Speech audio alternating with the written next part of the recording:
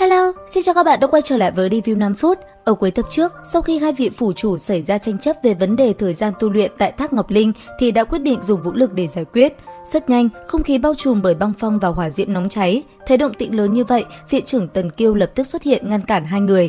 Nhưng mà trước lý lẽ sắc bén của song phương, ông cũng không thể làm gì khác.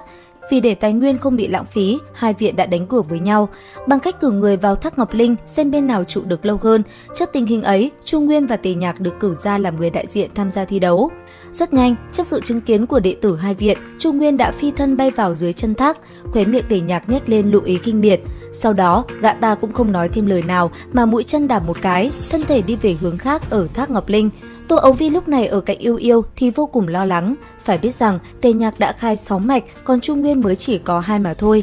Trái với cô nàng thì Yêu Yêu lại tỏ ra bình tĩnh, nàng rất có lòng tin vào thực lực của hắn cũng như tụ nguyên văn mình vừa vẽ. Lúc này, bên trong thác nước, cảm nhận hoạt động của băng hỏa tụ nguyên văn sau lưng khiến Chu Nguyên rất thoải mái. Hắn rõ ràng thấy được khả năng hấp thu ngọc tủy chi khí mạnh hơn trước rất nhiều. Thời gian trôi qua rất nhanh, chẳng mấy chốc một khắc đồng hồ đã điểm. Có điều, việc bóng dáng Chu Nguyên vẫn như cũ, không hề dao động, khiến mọi người hết sức kinh ngạc. Lúc này, Tề Nhạc cũng nhận ra đối thủ của mình, vậy mà hắn vẫn có thể kiên trì, trong khi gã ta đã gần đến cực hạn. Hai mắt khép hờ, cố đợi thêm một khắc nữa phát hiện Chu Nguyên vẫn ngồi yên hiện trạng, thì Tề Nhạc bắt đầu không thể ngồi im được nữa. Hắn lấy ra một viên đan dược, nuốt vào trong miệng. Đây chính là Tráng Hồn Đan, có thể khiến thần hồn trở nên mạnh mẽ hơn trong khoảng thời gian ngắn.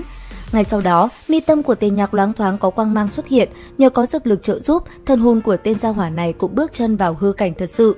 Lúc này, hắn cảm giác được bên trong Thác Ngọc Linh này đang có vô số tia ngọc tủy chi khí chủ động lao về phía Chu Nguyên. Rốt cuộc, gã cũng hiểu được vì sao tiểu tử kia lại trụ được lâu như vậy. Ngay sau đó, sắc mặt của Tề Nhạc trở nên âm thầm, nhưng nơi mi tâm của hắn chợt xuất hiện một đạo nguyên văn. Đây chính là hồn châm văn, là nguyên văn nhất phẩm. Trước đó, gã ta đã tìm người khắc họa giúp, tác dụng của nó là có thể khiến cho thần hồn ngưng luyện thành dạng châm, sau đó thi triển công kích. Rất nhanh, những trường châm làm bằng thần hồn kia trực tiếp xuyên qua màn nước dữ dội, bắn thẳng đến chỗ Chu Nguyên. Ngay khi công kích phóng tới thì Chu Nguyên cũng lập tức phát giác ra. Lúc này, ánh mắt của hắn trầm xuống, trong lòng thầm nhủ, lại còn dùng cả thần hồn để tấn công. Thần hồn của Tề Nhạc sao có thể mạnh như thế được? Trong lòng kinh nghi, nhưng Chu Nguyên cũng không dám chậm trễ chút nào. Hắn lập tức bỏ qua việc hấp thu ngọc tủy chi khí, thần hồn co lại ở mi tâm, tạo thành lớp phòng ngự vững chắc. Ánh mắt của Chu Nguyên lóe lên, nếu như là dùng quyền cước, là bây giờ hắn thật sự không phải đối thủ của Tề Nhạc. Nhưng nếu như muốn đấu thần hồn thì tên Tề Nhạc kia thật đúng là tự đào hố cho mình. Lúc Chu Nguyên nghiền nát trường châm được tạo nên từ thần hồn của Tề Nhạc xong, thì đột nhiên có một tiếng hét thảm thê lương truyền đến từ cách đó không xa, hấp dẫn sự chú ý của tất cả mọi người. Chỉ trong tích tắc, thân ảnh Tề Nhạc bị đánh bật ra khỏi Thác Ngọc Linh, khiến toàn bộ người có mặt đều kinh hãi không thôi. Khi thân thể Tề Nhạc được vớt lên, thì Chu Nguyên cũng phi thân đi ra rồi lên tiếng: "Thắng bại đã rõ, các ngươi còn lời gì để nói nữa không?" Thấy sắc mặt trắng bệch của Tề Nhạc, đám người Liễu Khê phát hiện gã bị trọng thương thần hồn nên cho rằng là do Chu Nguyên bày kế hãm hại.